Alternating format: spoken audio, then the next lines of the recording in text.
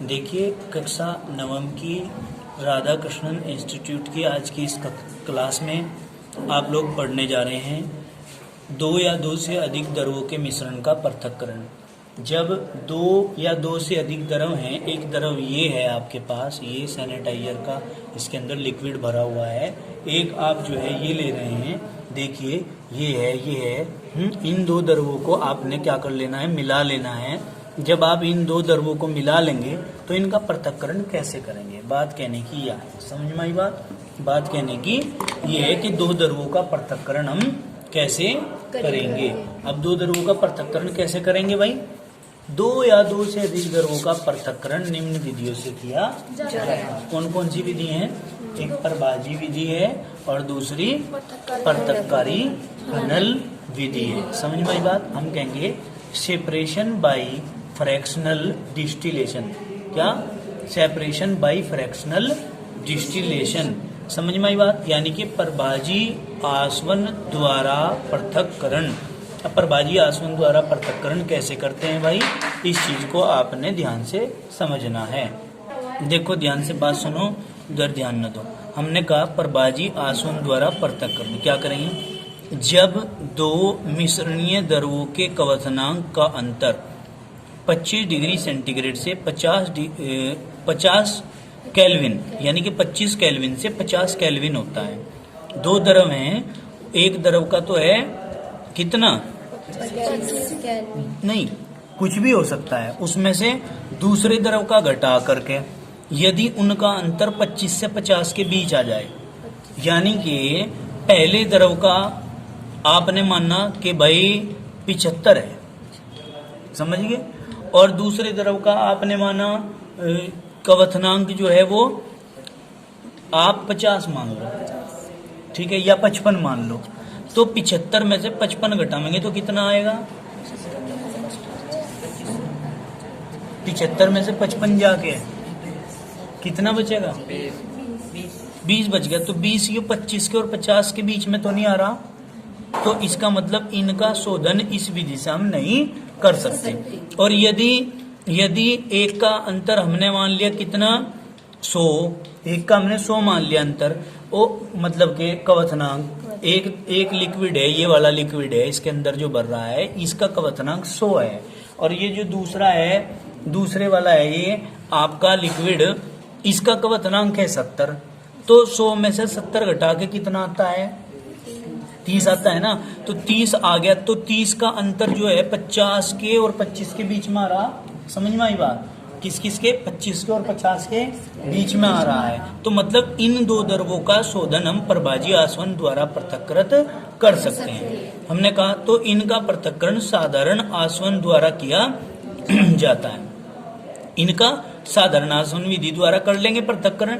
परबाजी आसवन का प्रयोग तब किया जाता है जब दो द्रवों के क्वथनांक का अंतर 25 केल्विन से कम होता है। हमने पहले बताई थी ना वो बात, 25 से कम आया था, 20 आया था, उसका घटा करके, तो जब हमारा 20 आ जाएगा दो द्रवों के क्वथनांकों का अंतर, तो हम परबाजी आसवन का प्रयोग कर सकते हैं। और जो इस रेंज में आएगा, इस वाली रेंज में, तो फिर हम साधारण आसवन विधि से ही उसका पृथक्करण कर सकते हैं। दोनों की तकनीक समान है, परंतु इनके उपकरण में अंतर होता है।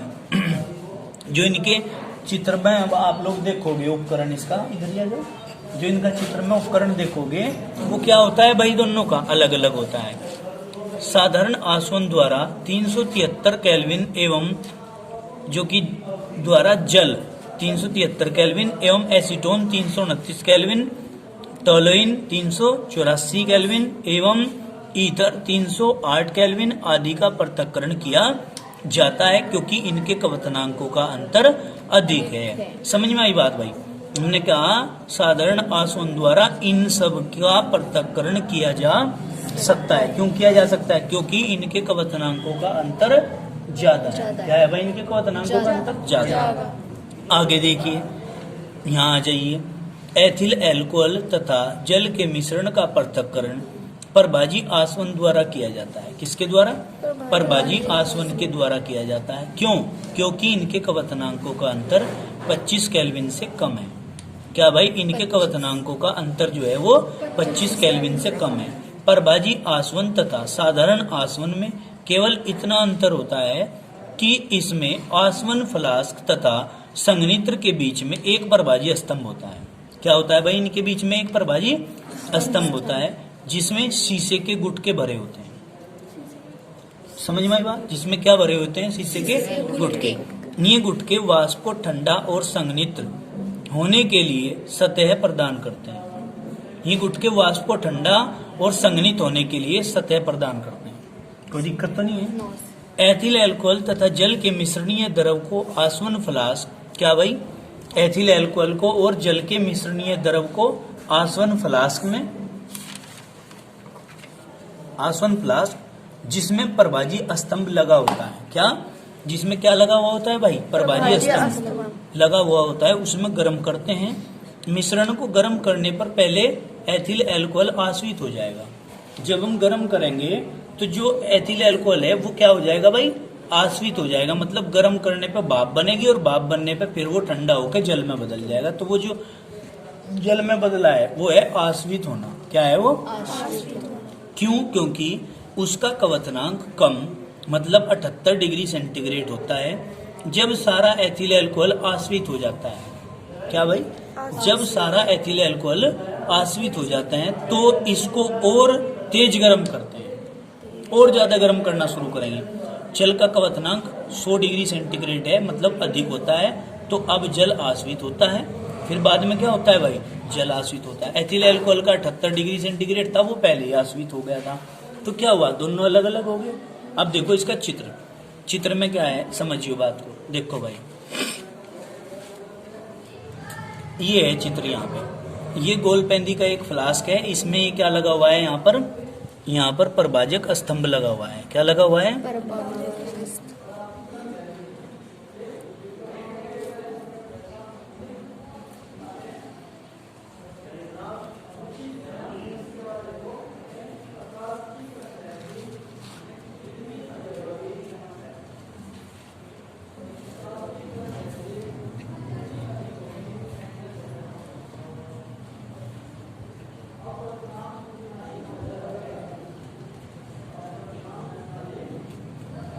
इस टाइप से होता है परभाजी स्तंभ। ठीक है,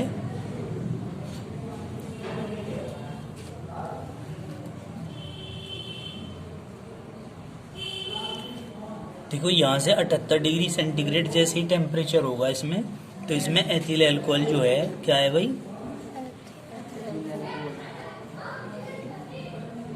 एथिल अल्कोहल, ये एथिल अल्कोहल वाष्प में बदलेगा और वाष्प में बदल के ये ऊपर उड़ जाएगा।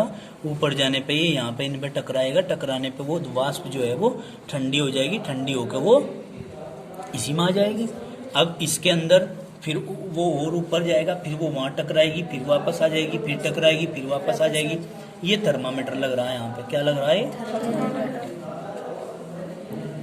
थर्मामीटर। ये क्या करता है भाई? थर्मामीटर टेम्परेचर को बताता है कि 78 डिग्री सेंटीग्रेड पे हो रही है अभिक्रिया। तो फिर क्या करेंगे? हम इसे और तेज गर्म करना शुरू करेंगे। और तेज जब हम इसे गर्म करना शुरू करेंगे 100 डिग्री सेंटीग्रेड पे, तो यहाँ पे क्या रह जाएगी? यहाँ पे जल रह जाएगा। क्या जल रह जाएगा? जल। अब जल वो वाष्प बनेगा और वाष्प बन के इस संघनित्र में को, ये क्या है भाई? संघनित्र। संघनित्र क्या करता है? ठंडा करने का काम करता है वाष्प को। किसको? वाष्प को ठंडा करने का काम करता है। समझ में आई बात? जिस प्रकार से इंजन में होता है, घास काटने का इंजन होता है, नीचे से उसमें पानी जाता है और गर्म होकर ऊपर को वापस आ जाता है, तो इससे इंजन की जो गर्माहट है वो ज्यादा नहीं हो पाती। ठीक है, नहीं, गर्मी जो है वो पानी को गर्म करके बाहर निकल जाती है। समझ में आ गई बात? तो ये तो ठंडा करने के काम आता है। ये इसके अंदर एथिल अल्कोहल है, ये थर्मामीटर है। समझ में आई बात? तो 100 डिग्री सेंटीग्रेड पर ये जल जाता है और इन खांचों के अंदर क्या भरा रहता है? Ethyl alcohol. पहले ही वाष्प बन गई थी ना उसकी, तो उसकी पहले ही बन गई थी वाष्प, वो यहाँ भर गया और बस जल बचा, वो सीधा जाके यहाँ से यहाँ बूंद बूंद करके आपको यहाँ प्राप्त हो जाता है और एथिल अल्कोहल यहाँ पर और जल यहाँ पर प्राप्त हो जाता है। समझ गए? हो गया सेपरेशन। तो दो द्रवों के पृथक्करण की यदि हम बात करें तो दो द्रवों का पृथक्करण किसके द्वारा किया जा सकता है बेटे? परभाजी आसवन विधि के द्वारा किया जा सकता है। समझ में आ गई बात। अब इसके बाद हम आगे चलते हैं भाई। ये पेपर सोल्व किया हुआ है, यहाँ आ जाओ, देखो लो पकड़ो।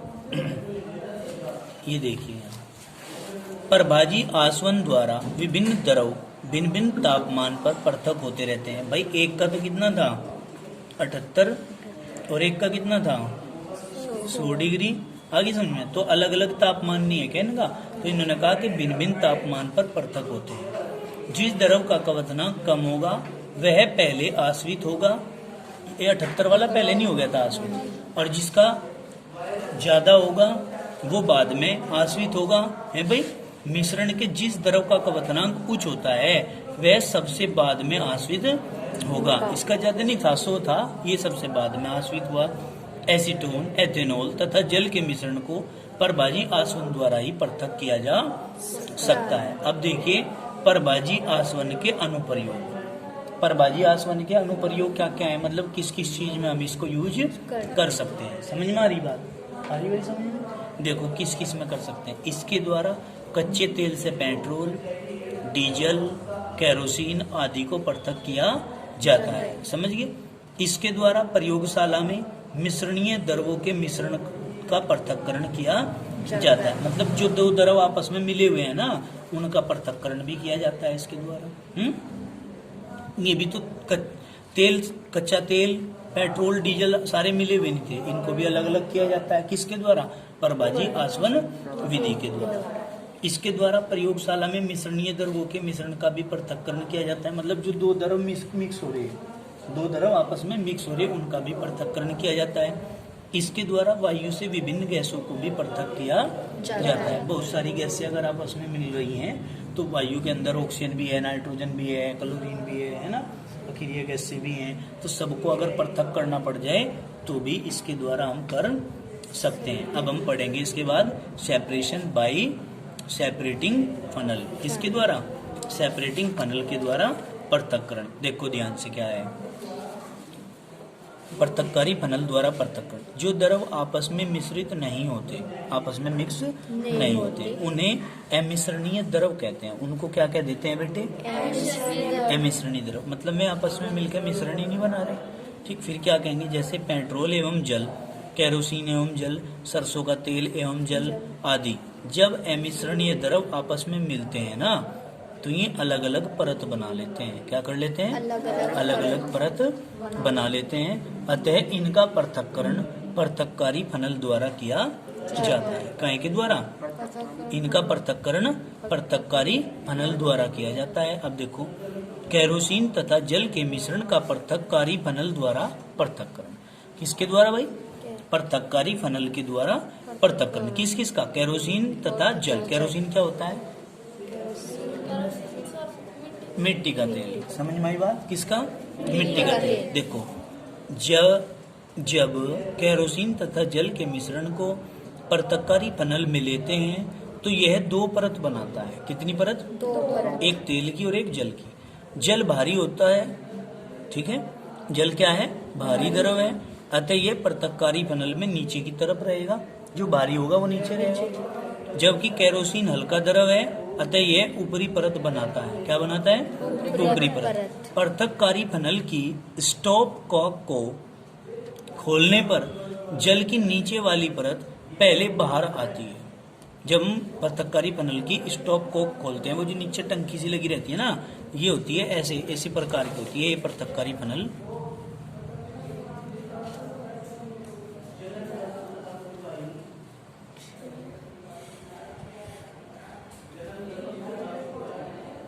तो इसमें आपने जल भर दिया और नीचे तो भारी होने के कारण क्या भर रहा है इसमें? जल। और ऊपर क्या है? केरोसिन। केरोसिन नीला सा नहीं होता। कैसा होता है केरोसिन? पहले कोटे में से लेने के लिए भी जाते होंगे आप लोग मिट्टी का तेल, अब तो मिलता ही नहीं। हाँ जी, अब तो चने मिले। लो दिखाओ। केरोसिन का कलर कैसा होता था? ऐसा। कैसा होता था? ऐसा होता था। ठीक है, कुछ ऐसा सा होता था। अब देखो, अब हम क्या कह रहे हैं? चल नीचे आ गया, केरोसिन ऊपर हो गया। ये क्या है? Stop cock. क्या?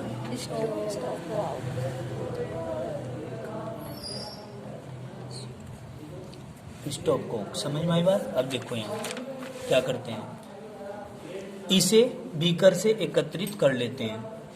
ठीक है, जब सारा जल बाहर आ जाता है तो स्टॉप कोक को बंद कर देते हैं। हमने क्या किया, यहाँ पर इसके नीचे एक बीकर लगा दिया, इस बीकर इसे खोल दिया, खोलने पे यहाँ से बूंद बूंद करके भरनी शुरू होगी।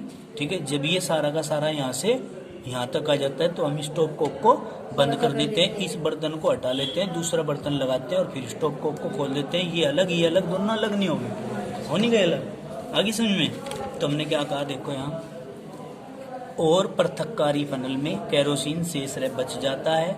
इसी प्रकार पेट्रोल एवं जल, सरसों के तेल एवं जल, मूंगफली के तेल एवं जल के पदार्थों के मिश्रण को पृथक करते हैं, क्योंकि जल भारी होने के कारण नीचे वाली परत बनाता है। क्या करता है भाई? नीचे वाली परत बनाता है। जब मरकरी, बेंजीन तथा जल के मिश्रण को पृथककारी फनल में लेते हैं, काय में लेते हैं? हाँ, पृथककारी फनल में लेते हैं तो उसमें 3 परत बन जाती हैं। जब मरकरी को, बेंजीन को और जल को, 3 चीजों को ले रही है तो 3 ही परत बन जाएंगी। आगे समझे? मरकरी सबसे भारी है। मरकरी क्या है? सबसे भारी, अतः यह सबसे नीचे की परत बनाती है। बेंजीन सबसे हल्की है तो ये सबसे ऊपर की परत बनाती है, जबकि जल बीच की परत बनाता है। स्टोव काक को खोलने पर सबसे पहले मरकरी बाहर आता है। क्यों? क्योंकि मरकरी भारी है। जैसे स्टोव कोक को खोल लेंगे सबसे पहले मरकरी बाहर निकलेगा, उसके बाद जल बाहर आएगा, फिर सबसे बाद बेंजीन बाहर आएगी। इस प्रकार पृथक्करण का उपयोग उद्योगों में किया जाता है। काय में किया जाता है? उद्योगों में। आज आपका ये चैप्टर फिनिश हो गया है। कल हम आपका नया चैप्टर पढ़ाएंगे, चैप्टर नंबर 3, जिसका नाम है परमाणु एवं अणु। और हाँ, सभी भैया बहन एक बात को ध्यान पूर्वक सुन ले, जितना भी आपका कोर्स कराया जा रहा है उसको साथ के साथ याद करते चलिए। क्यों? क्योंकि दीपावली से पहले ही आपकी प्रथम मासिक परीक्षा होनी है। ठीक है जी? आप कल को कहने लगे कि जी हमारे याद नहीं हुआ या ये नहीं हुआ, आप जितना पढ़ा दिया उसे साथ के साथ याद करके सुनाते रहें। इसीलिए हम आप लोगों की तैयारी भी करा रहे हैं याद करने की। ठीक है जी? कोई दिक्कत तो नहीं है? आज के लिए इतना ही काफी, बाकी करेंगे कल। धन्यवाद।